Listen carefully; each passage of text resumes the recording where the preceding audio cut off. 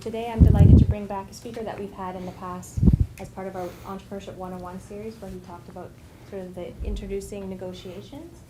Today he'll be talking about negotiations and dispute resolution, which is definitely his area of expertise. So Michael Erdle is the founding partner of Deeth Williams Wall LLP. He's a lawyer, mediator, and arbitrator with more than 25 years of experience working with technology companies and their agreements, and working on resolving their disputes. He's also co-founder of Practical Resolutions, Inc., which specializes in the resolution of technology and intellectual property disputes through facilitation, mediation, and arbitration. So I welcome Michael to and thank him for presenting today. Great. Thank you very much. I'm delighted to be here, and thank you all for coming.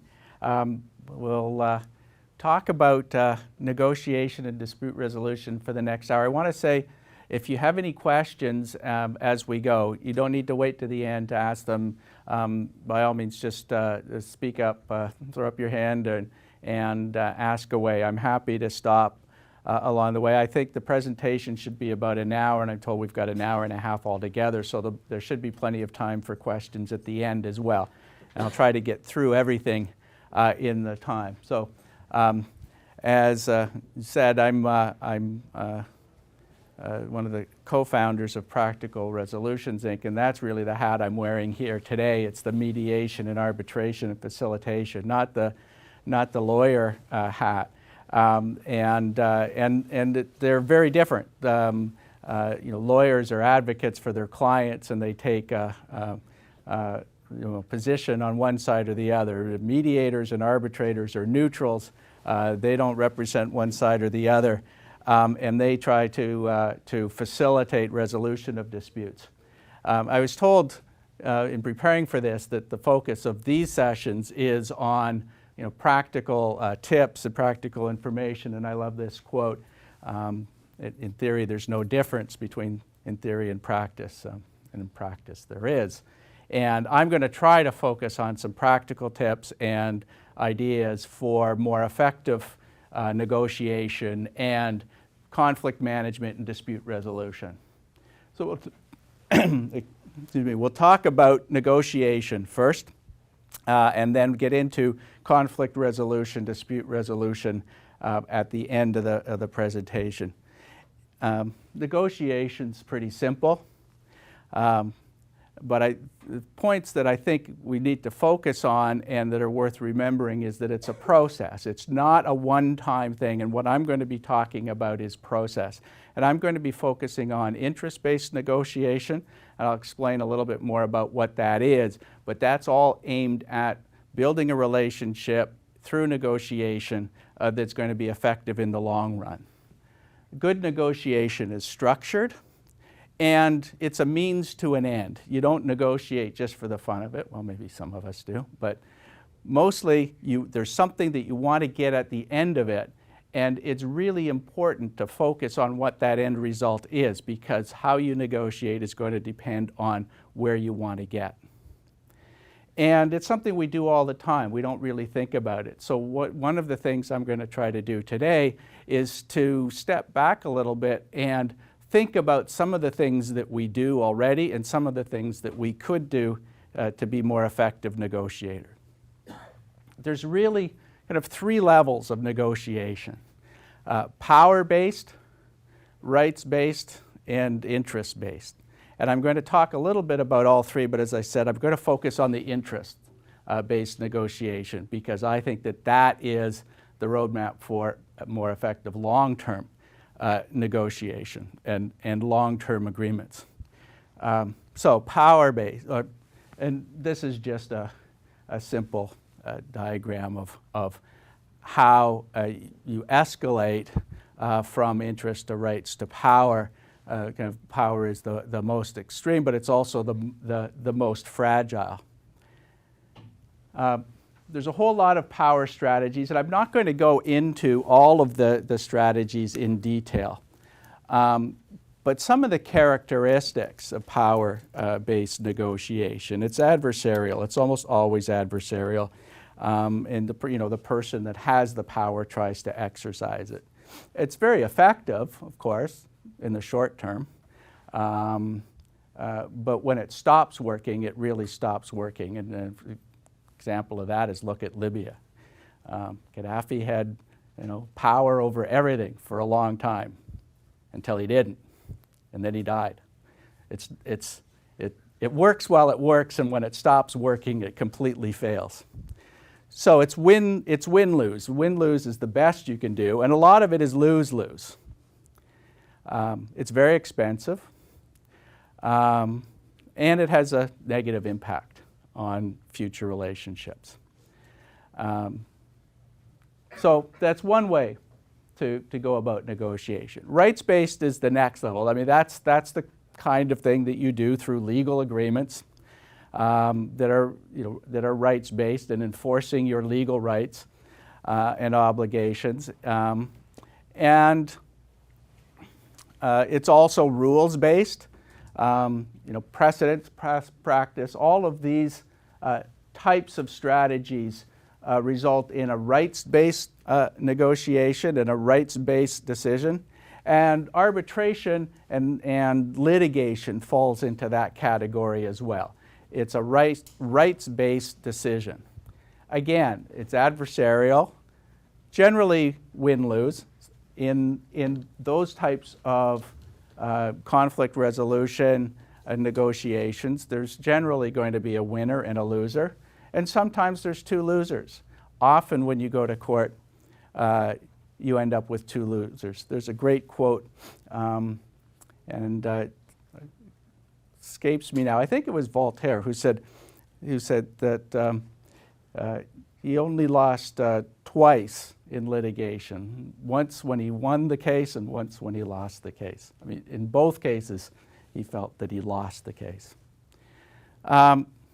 Again, expensive, it takes time, and it breaks down relationships. When you have a rights-based negotiation strategy, it's hard to do things that actually improve the relationship and lead to better negotiations the next time.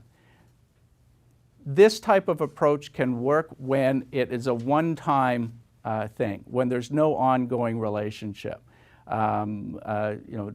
You've got a contract to do something. When it's done, it's over. And the only thing that's really important to both sides is that it's done, on time, on budget, you get paid, and you're done. In that case, a rights-based approach can work, but it's not going to lead to a longer-term relationship, likely. So interest-based is the third, and that is the area that I want to focus on because it offers at least the potential for a win-win. It offers the opportunity to increase the size of the pie rather than the other approaches which are all about simply dividing up what's there. It's more collaborative, it's interdependent, it creates trust and a positive future relationship. So there's lots of benefits to that approach. It may be more difficult in the short run. It may mean that you don't get as much in the short run as you possibly could through one of the other approaches. But I think in the long run, it's a better approach to negotiation, and it is more in line with how businesses do the other things that they do. So in the technology area especially, which is the area that I focus on mainly, there's a lot of collaborative activity. And in order to be successful, you have to collaborate with others. They've got other technology, expertise, etc. You have to work with them in order to be successful. And this also is a collaborative approach. So I think it also fits in with the larger business dynamic of the collaborative approach to doing projects, to building successful strategic partnerships, and that kind of thing. So here's just another way of looking at power and rights and interests. And on this scale, you can see that as costs go up in litigation and power-based approaches, the amount of control that you actually have goes down, versus the more interest-based approaches at this end, where the costs are actually the least and the amount of control you have over the process and the outcome is the greatest. So this just highlights how effective it can be to take that kind of approach in the right situations. They don't work for everything, but there's also a scale of negotiation and mediation where you bring in a third party to help you, and I'll talk a little bit about that later on, and so on through the process. I look at it as a spectrum of options that everybody has, from the negotiation and collaborative problem solving right through to litigation and unilateral action, and ultimately war is the far end of that power-based spectrum. Remember the golden rule? And again, I mean, that's a power and rights-based approach. Let's talk about de-escalating from that. And negotiations the dynamic of negotiation and conflict tends to lead to escalation almost automatically. There's a tendency to escalate a dispute where you start off being relatively friendly and let's all look at what our interests are and we'll try to find a win-win solution. When that doesn't work, things can often quickly escalate to, well, if we can't come to an agreement, we're just going to enforce our rights under the contract, and we're not talking anymore, and we have our position, and we don't want to talk to you anymore, to a power-based approach. Well, if you're not going to do that, we're just simply not going to pay you. We'll withhold the money, and the whole thing will fall apart, and we don't care. There's a natural tendency to escalate in that way, and I think one of the things in effective negotiation is you've got to look for ways to de-escalate it, to bring it back down to an interest-based discussion where you can look at other options. The rights-based options are always there, and I'll talk a little bit more about understanding what the options are. But if you can de-escalate it, you're likely going to get a better result in the long run. I want to just talk a little bit about, the obligation to negotiate in good faith. And how many, just a show of hands, think that there is a general obligation to negotiate in good faith, a legal obligation, let's say? Yes? Oh. How many think there's just a moral obligation to negotiate in good faith? A few more? The same one. In fact, there is that obligation to respect the legitimate interests of other people in cases where there is a relationship with them. There isn't, in the absence of some relationship, there isn't, at least at law, in Ontario law, an obligation to deal with people honestly in good faith. If you're selling a used car, you can lie and say it's in great condition, and it's not. And if somebody buys the car and it stops running the next day, well, that's too bad. Then law imposes additional obligations. If you're a used car dealer, if you have to fill out, now when you sell a used car, you have to fill out these forms that certify that it's in particular condition. But otherwise, you don't have to deal with people in good faith. You can try to get the best deal that you can by not giving all the information, you can't outright lie, but that's only because if you get caught, they might come back and beat you up probably, but they could also sue you. I mean, there's a misrepresentation, and you've got legal rights. But if there is an existing relationship, the courts have said you do have to act honestly and fairly and in good faith.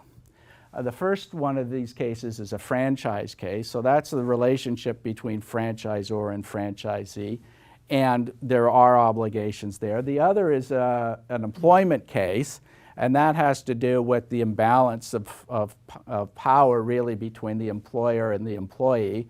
And the Supreme Court of Canada in that case said, yeah, so if there's an imbalance, you have to negotiate in good faith, and you have to deal in good faith with people.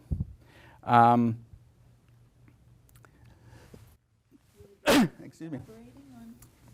I will a little bit.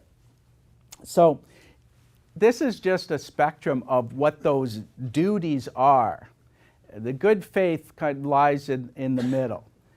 I'll talk about what a fiduciary duty is. That's the most onerous. The fiduciary has to be completely selfless. They have to look out for the other person's interests even more than their own. The good faith falls in the middle and says you have to deal, honestly and fairly, but you don't have to sacrifice your own interests for somebody else. And then at the far other end, that is called unconscionability, and that's where a court will simply refuse to enforce a contract because it was signed, say, under duress. I mean, somebody had a gun to their head and they signed, a contract giving away everything they own. Court's not going to enforce that. And that's at the other end. I mean, you can be very selfish. So in a contract, you can have very limiting terms, and if somebody signs that freely, knowing what they're signing, it's going to be enforceable. A lot of standard form contracts, your cell phone contract has a lot of clauses in there that are completely unreasonable, but they're enforceable because they don't hit that far end of the spectrum. So that's the spectrum. The fiduciary obligations are in specific areas. So a trustee, an executor under a will, a lawyer has to act as a fiduciary. They have to look out for their clients' interests even before their own interests. There are other professional codes of conduct which require the same kind of level of responsibility to act in the interests of somebody else. So that's the fiduciary end. The good faith end is a really big kind of gray area in the middle, I think. Some professional codes of ethics have requirements of good faith. Lots of them do. A lot of contracts say we will act in good faith. Employees and employers, there's duties to act in good faith. Other business relationships where there is some sort of imbalance, there's a general duty to act in good faith. And just what good faith means, just go back a couple slides. Good faith really means respect legitimate interests, deal promptly, honestly, and fairly and reasonably. I mean, that's really all it means. It's very vague. There's only a few court cases that have even thought about what it means. This is one of them.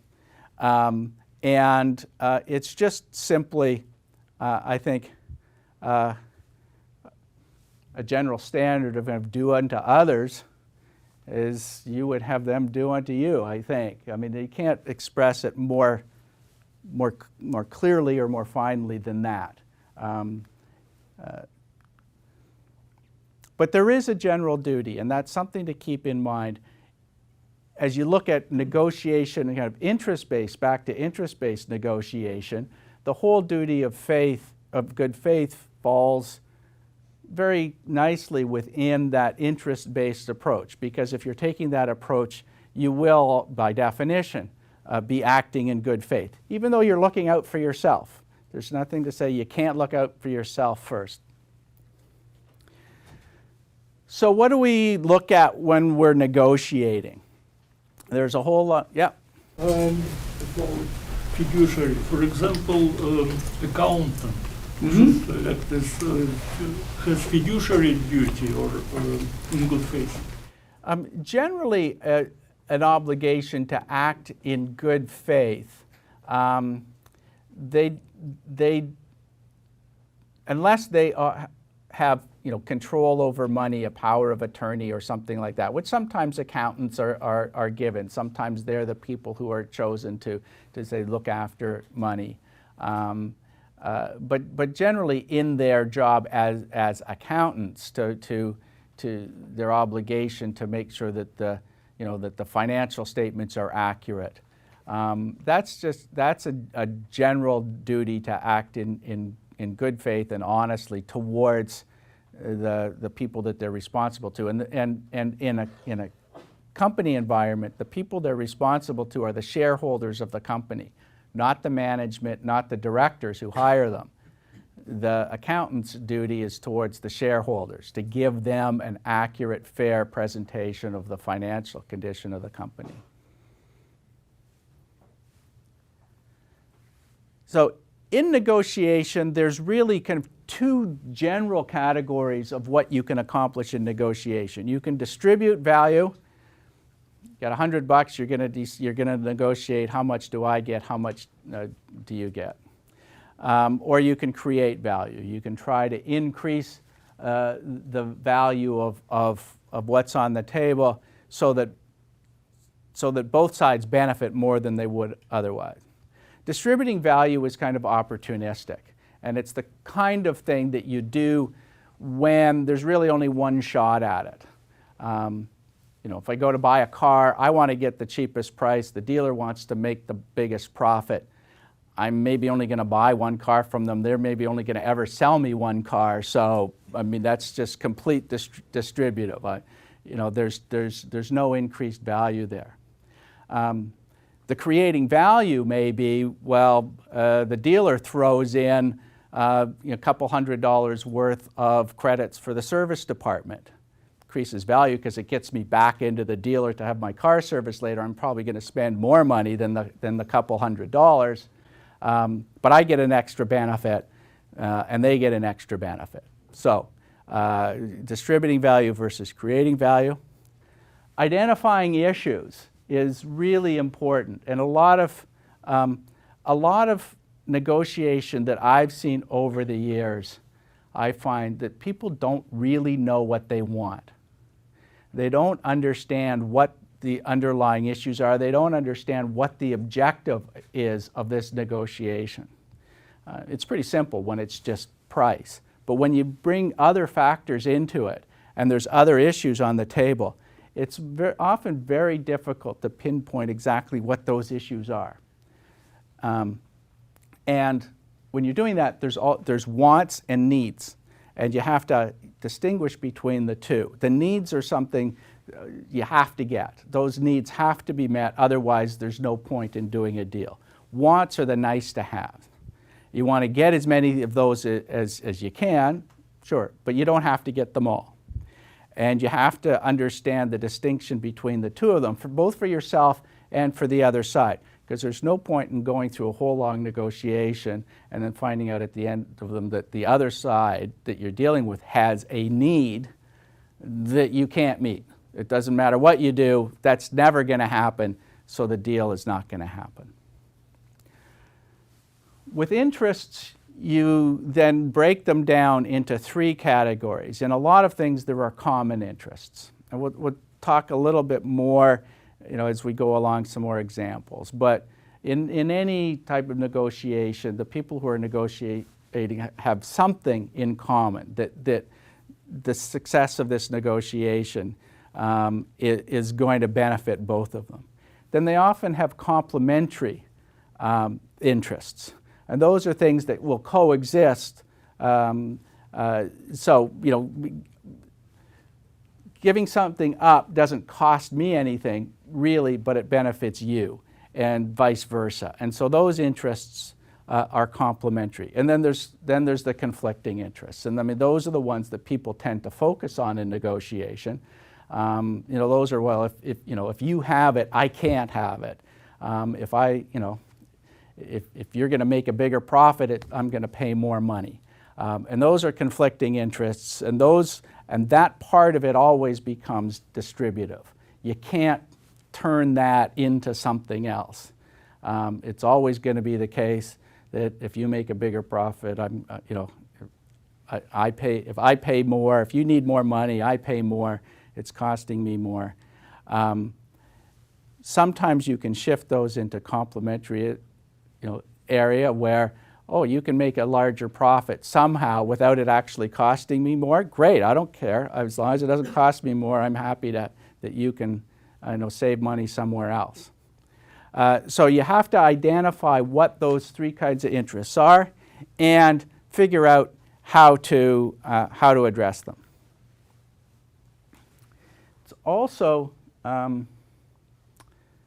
also important to distinguish between interests and positions. And I talked about this just a minute ago, the difference between needs and wants. A lot of negotiation is over positions. And those are just simply, sometimes arbitrary, usually based in some sort of rationale, but not really based on the interests. It's just, I want this because I want this, because I think I should get it. I think that's fair. But that's not really the underlying interest. The other thing that's important if you want to be more effective in negotiation is understanding that the people that you're dealing with are different from the problem that you need to solve. And this happens a lot in organizations where things fall apart over personality conflicts. Somebody's just difficult to deal with. It becomes frustrating. And you're less inclined to be accommodating to them just because they annoy you. Or they've taken advantage of you in the past and you're worried that they're going to do it again. So you're suspicious. And one of the lessons in a lot of the negotiation, interest-based negotiations kind of strategy exercises and books is to separate the people from the problem. And to be soft on the person. Don't criticize the person. Deal with the idea that's being floated. You don't tell somebody, well, you're an idiot. It's just, well, I don't like your idea that much. We need to come up with something better. You can be hard on the problem without having to attack the person. And that's something that I think a lot of people fall into the trap of somebody attacks you personally, so you attack them back. And the better strategy is to attack the idea and not the person, or attack the proposal that's being made. Why doesn't this work? And do it that way. The other thing that is really important for negotiation is be open to other options. And a lot of negotiation and a lot of the kind of the facilitated negotiation and mediation that I do focuses a fair bit of time on brainstorming to open the door to other options that people haven't thought about. Because if you can get more options on the table, you can often find ways to do something that nobody people hadn't considered before, but that are going to serve their interests and their mutual interests a lot better than what they'd been considering previously. So options, objective alternatives. One of the ways to get past fixed positions in negotiation where somebody just isn't moving is to look outside at some sort of objective standard.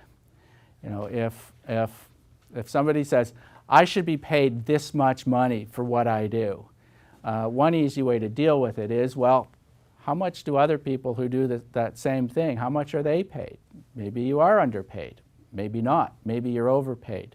But if you look to an objective standard to kind of set that benchmark, then you've got a basis for negotiating other than, I want more money, no, I don't want to give it to you. The best alternative to a negotiated agreement and the worst alternative to a negotiated agreement. And those are critical because the BATNA really is, in any negotiation, your bottom line. If you can identify what the best alternative is to an agreement in this negotiation, what your other options are, what the benefits of those are, what the costs of those are, that sets your bottom line for this negotiation. If I can go across the street and buy another car that I like just as well for $500 cheaper, I'm not going to buy it from you. Because I know that my BATNA in negotiating for that car is the price of the car across the street. So I've got a very solid negotiating position for that negotiation. The best alternative may involve a whole lot of trade-offs. It may involve a whole lot of different factors and interests that all have to be weighed. It's often not directly comparable, and that's where it becomes much more difficult. But if I'm negotiating the settlement in a contract dispute, and my best alternative is to go to court and spend tens of thousands of dollars in legal fees and take 3.5 years and maybe be successful at the end and maybe not, then I know what the alternative is. I know what my basis for negotiating a settlement of this contract dispute is. The worst alternative to negotiated agreement is also important. What could go wrong? Well, if I don't settle this contract, I may go to court, spend tens of thousands of dollars and lose, and on top of that, I may have to pay the other guy's legal fees when he spent tens of thousands of dollars of going to court too. That's my worst alternative. That's the worst that can happen if we don't settle this, if we don't have a negotiated agreement. So if I know the best alternative, and I also factor in the worst alternative and have some idea of what the risk is that that worst alternative is going to happen, then I know what my negotiating position is. And it's the same in any kind of negotiation. If I'm negotiating for a raise, salary, my best alternative is to take a job somewhere else and get paid more there. And if I know what other job opportunities are open, I'll know what my best alternative is and how much I want to get here. My worst alternative is I may get so mad that I didn't get a raise and quit, and now I'm unemployed and I don't have any money. That's my worst alternative. So what are the risks of that happening? What are the chances of the best alternative happening? And yeah. So I just wanted to ask if you could expand on that, because a few slides earlier you mentioned a power imbalance, and actually that's a really interesting example of where there may be a power imbalance between you and an employer, and Mm-hmm. they may not be they may not need to negotiate. Their BATNA is better than negotiating with you. So what tools can you bring to engage them in an interest-based negotiation, especially where there's an imbalance in power like that? Yeah, I mean that's where you can engage the objective alternatives. I know that for this position, the going rate at 3 other companies. I don't want to. I like this. I like working here. But you know, you're underpaying me. And it's not a threat that I'm going to quit and go there if you don't pay me. It's just, you know, I don't think this is fair because I know, you know, all my colleagues in these other organizations are getting this much, or everybody has health benefits and we don't have health benefits. Why not? Or whatever the issue is that's on the table. And so that becomes the objective standard. I mean, the other things are to offer, you know, are to look for other alternatives, and that's the win-win-win solutions, right? Well, I can get some other benefit that doesn't cost you, you know, as much money. The cost to you is less than the value to me, so what's something you could offer me instead of more money? And I'd be happy with that. You know, that's why retail stores give all of their employees discounts at the store. It doesn't really cost the store anything. They're still making a profit on those products, but the employee gets a benefit.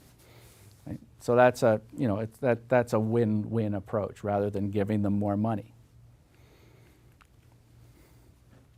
Communication is important, and lack of trust just it often results in this escalation that I was talking about earlier, and kind of the win-lose and lose-lose. And so here's a very quick scenario about that issue. So you've got two people arrested near a robbery. Victim was hurt. Knows one of them committed the assault, but not who. Both of them are carrying stolen property. So the police questioned them separately, and in this scenario, there's enough evidence because they've got the property to convict them of theft, but not to convict either one of assault. And so each prisoner has to choose whether to confess and implicate the other or not. And the thing of it is, if neither one confesses, they're both going to go to jail. So 1 year. If they both confess and implicate the other, they're both going to go to jail for 10 years. And if one confesses and the other doesn't, the police have offered them a deal. If you confess, we'll let you go. And the other one goes to jail for 20 years. And it's just that way because it's a simple kind of payoff table for, you know, for a game. And those who have seen this game probably know the answer. But so show of hands, who confesses? Nobody confesses? Really? I'll put my hand up. The only rational thing to do in this scenario is to confess and implicate the other, because you can never be certain about what they're doing, because you've got no information and you've got no communication with them. If you could get together and both agree and trust each other that you'd stick to it, you're better off not confessing. But in the absence of that, you're 100% better to confess in this scenario, because you get the best result no matter what the other person does. If the other one's silent, you go free, best result of all. And if they don't, you're both going to go to jail, but for lesser time. So the only thing you can do in that scenario, if you really think about it, is to confess, collaborate. And this is a selfish strategy. It's a winner-take-all game, right? Most negotiations aren't like that. Most negotiations are a series of continuing relationship. And anyone who's done any negotiating with their significant other or their children or anybody knows that. You may win this time, but boy, are you going to get it next time, right? So what happens if there's a series of negotiations? How do you build up trust and value in a series of negotiations? So here's another game theory, and this is a same kind of thing, cooperates, retaliates, but there's a series of events, and the payoff table is built so that if both cooperate, the total value is 6. So it's better, it's a little bit better than the winner take all if if you are selfish and the other one cooperates, you get all the points. And I've done this with a lot of groups in workshops, and we don't have time to go through it. But I'll do, and the results are very interesting, and I'll talk about the results in a sec. But just again, show of hands, first round, who cooperates? Put my hand up. Yep. And the others would be selfish and take all the points? Yeah. Who would be selfish and take all the points in the first round? Okay. Second round, and I'm going to split it up. What do you do if the other person was cooperative in the first round? Now you're in the second round. Who plays along with them and you agree to split the points? Okay.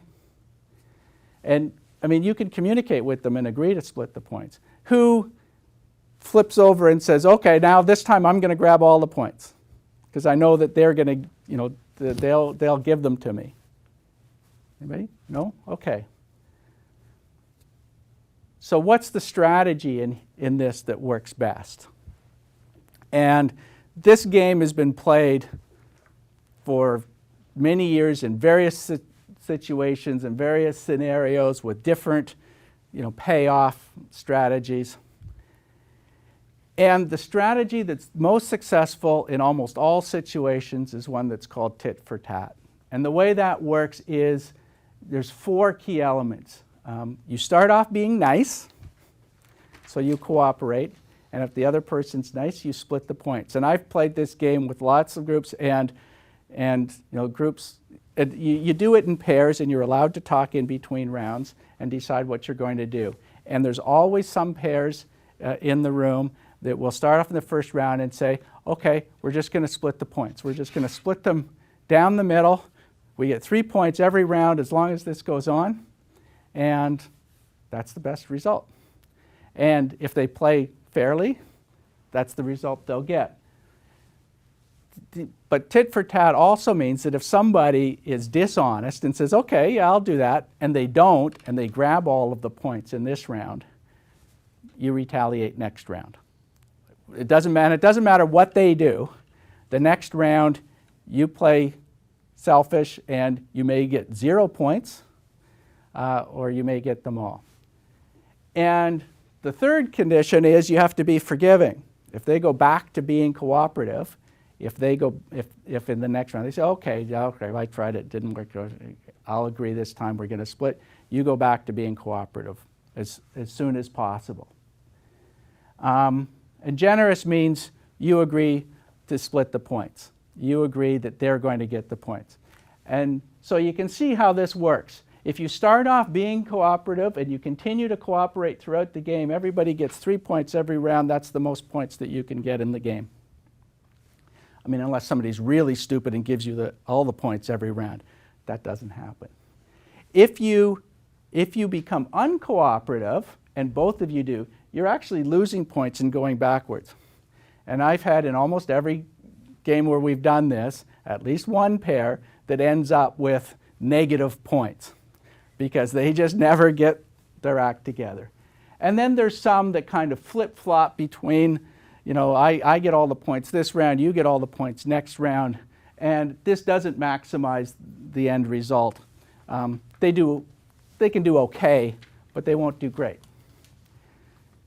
And it's interesting, in every group, there are always some that will figure this out right at the beginning and play all the way through and split the points in every round. And there's others who will tie some sort of strategy to see if they can get a little bit more points, and almost always by the end of the game end up with a little bit less than they would have gone if they'd just gone through it and cooperated from the beginning. So the tit for tat strategy works. The other secret on that one is that if you know that the next round is the last round, you don't cooperate. You try to grab all the points in that round and hope the other one, you know, gives them to you. So knowing that this is the last round changes the game. If you don't know ahead of time that it's the last round, you cooperate all the way through. So that's just the game. And the only other thing about it is the game has to go on for long enough for that pattern to emerge. And for some people, for some teams, it takes 2 or 3 rounds for them to get that, you know, they're going to be better off if they just cooperate and they come to that agreement, and then they play through that agreement for the rest of the game. So we'll talk about some of the power ploys and how to deal with them. So these are some of the negotiating tips and strategies that I want to talk about. These are just a few of the very common ones, and so I'll just talk about those. One is the extreme claims and small concessions. So that's someone who starts out by making an outrageous demand, and every time you go back and forth will give up a little bit, you know, but a little bit less than they should, and try to, you know, not meet somewhere in the middle, meet somewhere closer to their end of the range. So the response to that is the tit for tat strategy. You know, if we're $100 apart in price and I drop my price by $5, you increase yours by 5. If I drop mine by 10, you increase yours by 10, or whatever the range is to get to where you want to be. And that, in an ongoing negotiation, signals where you're going to end up. It might be that might be the place you want to be, or you might not. But don't make big concessions hoping to get through it quicker. Take it or leave it is a common strategy. And the response to that is, you know, don't play. Make a counter offer. Offer some alternative. You know, someone will take it, you know, this is a take it or leave it deal. You know, it doesn't have to be. And then finally, you know, don't be afraid to leave it. If it really is take it or leave it, you walk out the door. It may just be a bluff. Unreciprocated offers. Don't negotiate against yourself. You know, if you put an offer on the table and the other side says, that's no good, make me a better offer. The answer is no.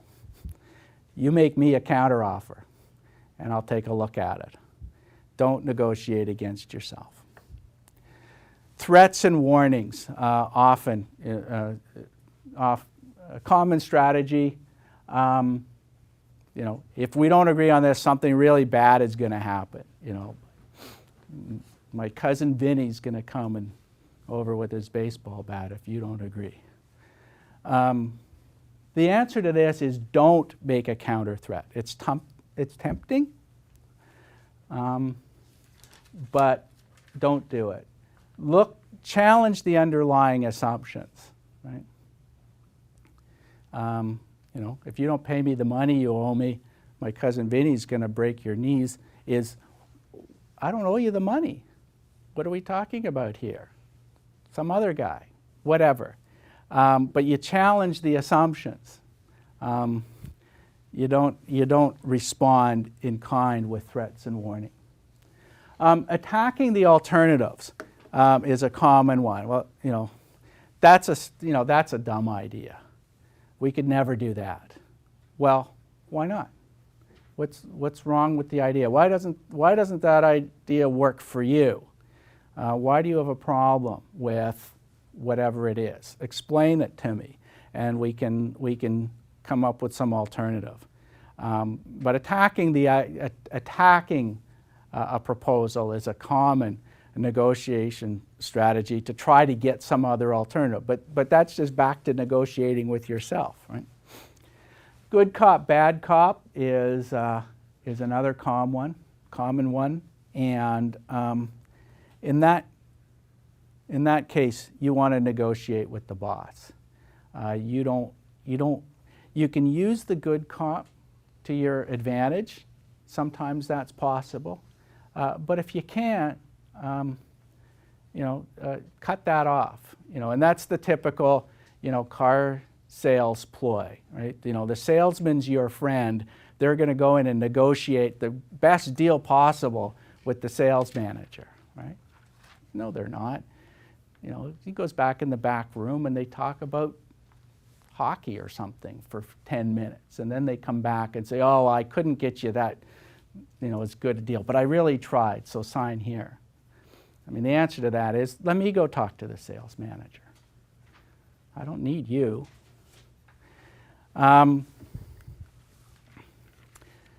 interest. Look for the same thing. Complementary interest. Just again, these are things that parties want, but they don't conflict. So company wants better productivity and profits, and the workers want better pensions. Those are complementary. They're not necessarily they're not common interests for sure, but they're not necessarily conflicting interests either. And the conflicting interests are often, those are the easiest to identify, frankly. And those are the things that people focus on. And I would say focus more on the common and the complementary interests first. Try to get some ground on those, and maybe some of the conflicting interests fall by the wayside. This is a slide, interest of time, because I'm running a little bit longer about some of these others than I have. But this is just to point out that there are different kinds of interests, and there are really three, and this is one of the dispute resolution organizations in the US that come up with this. There are result-oriented interests in every negotiation. I mean, that's the money, those are the other benefits. There are also process interests in most negotiations. People want to know that the process is fair. I mean, in the example of trying to get a raise and the power imbalance, if you know that the process is fair, but you still don't get as much money as you want, well, maybe you feel better about the result than if the process was arbitrary and unfair and you didn't get as much money as you wanted. And then there's the psychological interests. And those are the things about saving face, respect, all of the underlying psychological and emotional interests that are equally important in most negotiations. I've seen in legal practice a lot of cases that have ended up in court simply because somebody didn't want to admit that they were wrong. And that's really all it was about. They were protecting their job, they were protecting their reputation, they were protecting some other emotional. It didn't have to do with the end result. The end result was, in litigation, was guaranteed to be worse than the first settlement offer that went on the table. Almost certainly guaranteed to be worse. But psychologically, emotionally, they weren't ready to admit that they were wrong, I made a mistake, and we better cut our losses and move on. So those are the interests that need to be resolved. There's different negotiating styles that you need to look out for. Understand what your own style is. That's very important. And understand what other people's styles are. And there's three personality types. There's the competitive people, and it's all about win-lose. It's all about the competition, and if they can win, that's what they're looking for. There's the accommodating approach, and that's the interest-based approach, but kind of pushed to an extreme. So they're willing to give up almost anything to get a deal because they don't like conflict.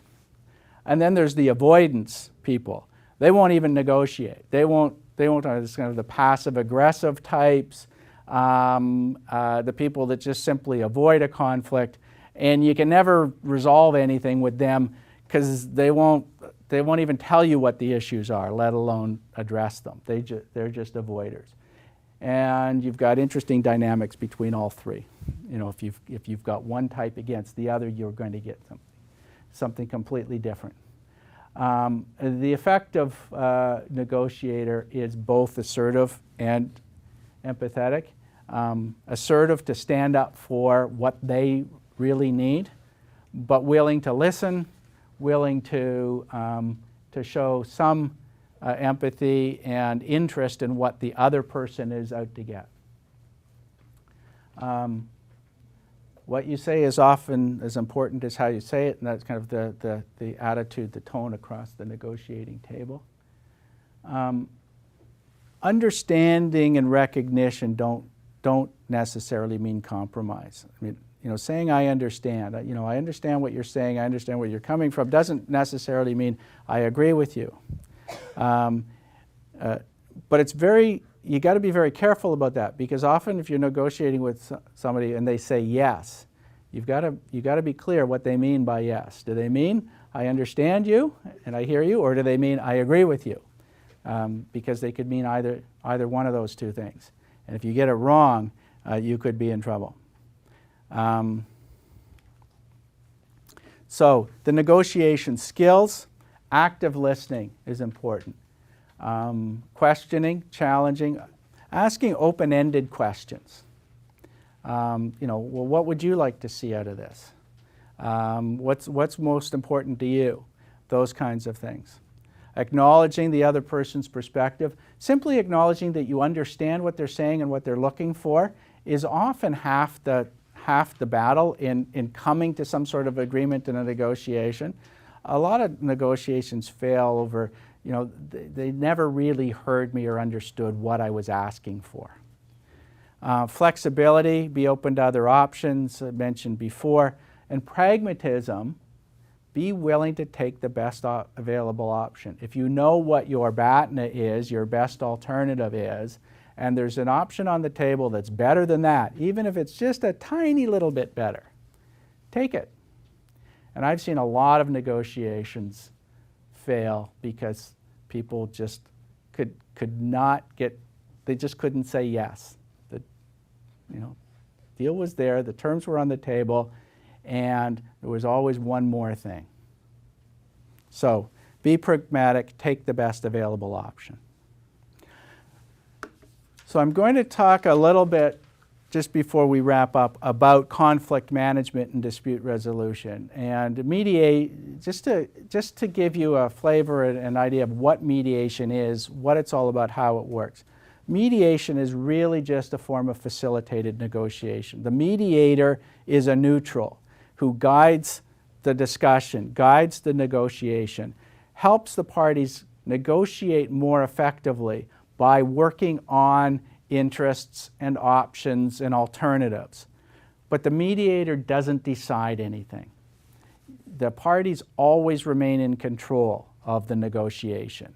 They decide whether there's going to be a settlement or an agreement or not. The mediator, it's not like a judge or an arbitrator who decides who's right and who's wrong.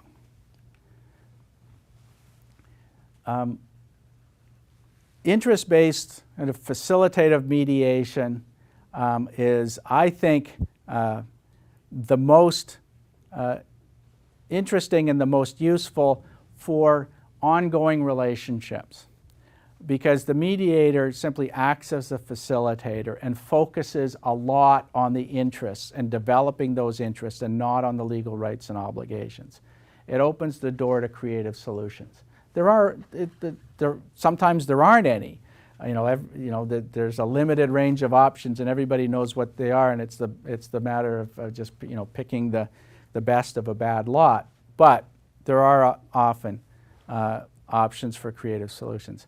Evaluative mediation is a different. That's the kind of thing that, say, retired judges do more, or pretrial mediation in court cases, which is being done a lot more now in Ontario, especially for smaller claims, because they simply cost too much to litigate. And in that, the mediator usually has some expertise, some subject matter expertise, and they will give you a neutral evaluation. And it's more rights-based, and it's more directive. The mediator's role in that is to try to get a solution.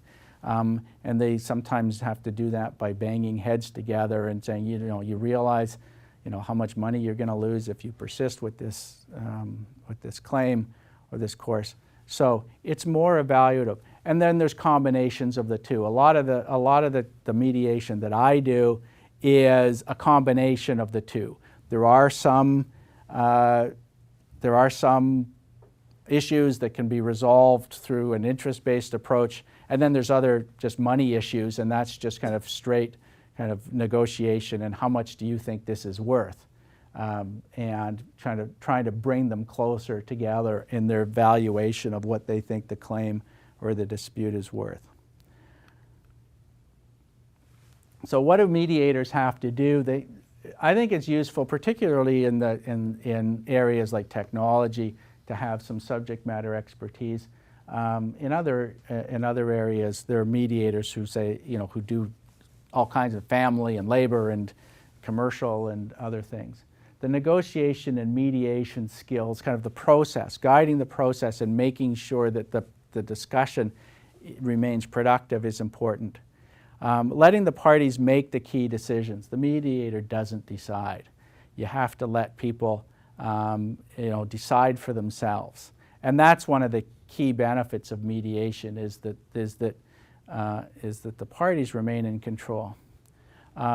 Having a creative approach, being able to think or suggest options that people haven't thought of, at least put them on the table.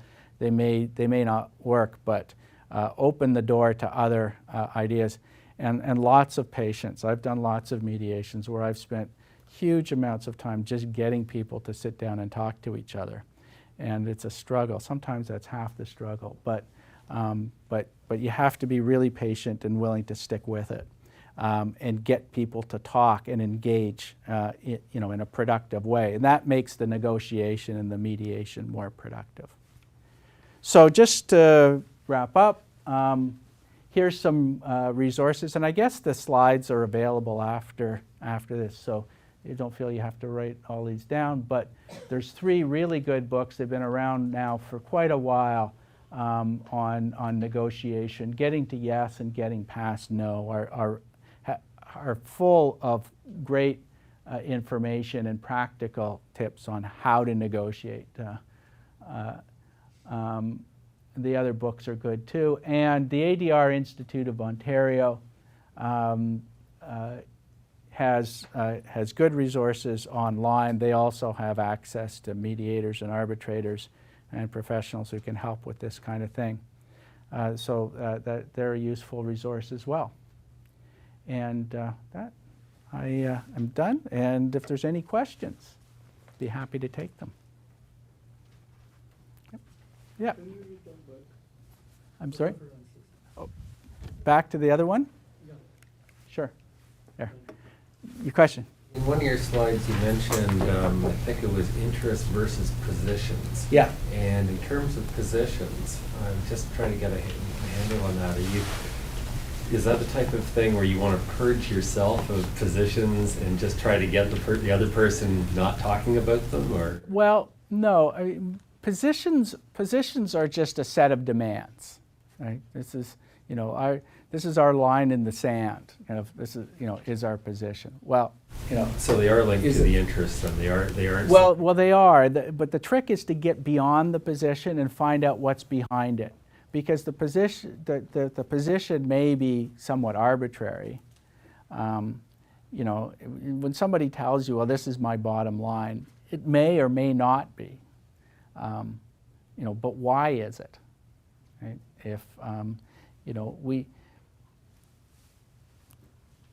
If we reduce the price further, we won't make any money on this. So what you're defining, or what you're using the word position for, is the way they're presenting their interests, and it may not be the right way to present their interests. And it may not reflect their interests. Right? It may not. So you have to dig beneath that. The positions usually correspond to the wants. This is what I want. And the interests correspond more to the needs. What suggestion do you have for 2 different mindsets coming to the table? So the boomers that are used to hard-nosed negotiation, and Generation X that are more interest rate based, perhaps. Yeah. And they just want to approach it differently. Well, they do, and different people approach it, and it's not necessarily generational. It's often personality type, and as I mentioned, you've got the 3 main personality types, and nobody fits neatly in those boxes, but they're general guidelines. you also get different cultural approaches to negotiate, and it's not just based on nationality or ethnicity. It may have to do with background. An academic researcher is going to have a different approach to the issues and the problem and a different set of needs and interests than a business person, say. And if they're negotiating, I mean, there may be the same kind of communication gap as you would have, based on age or based on culture or ethnicity, and basically it's a fundamental lack of understanding. And the way you deal with it is to try to understand where they're coming from, what they're saying, and why they're saying it. So you don't set the stage at the beginning and say, let's try to be effective here.